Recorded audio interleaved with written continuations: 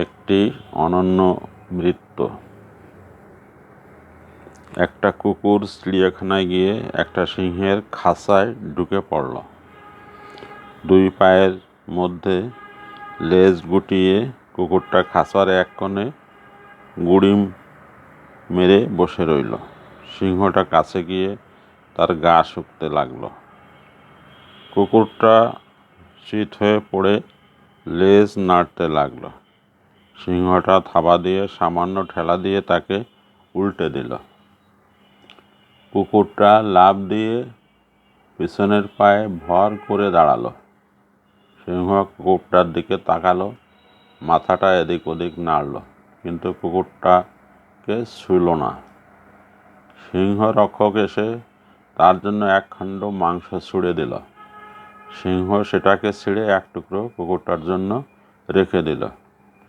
সেদিন সন্ধ্যায় সিংহটা যখন শুয়ে পড়ল, তখন কুকুরটাও তার পাশে শুয়ে সিংহের থাবার উপর মাথাটা রাখল।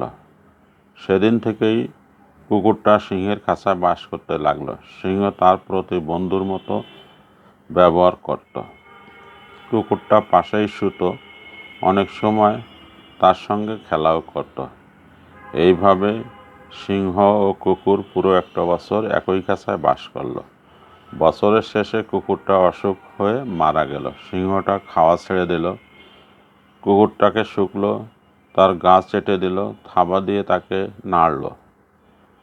সিংহ যখন বুঝতে পারল যে কুকুরটা মারা গেছে, তখন সে দুই পা তুলে দাঁড়ালো, তার লোমগুলো খাড়া হয়ে উঠল, নিজের গায়ের লেজটা আঁচড়াতে লাগলো, খাঁচার দেওয়ালের পাশে ছুটে গেল, তালা ও পাল্লাটাকে দাঁতে কামড়াতে লাগলো।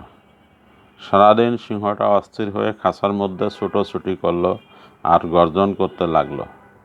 তারপর মরা কুকুরটির পাশে চুপ হয়ে শুয়ে পড়ল।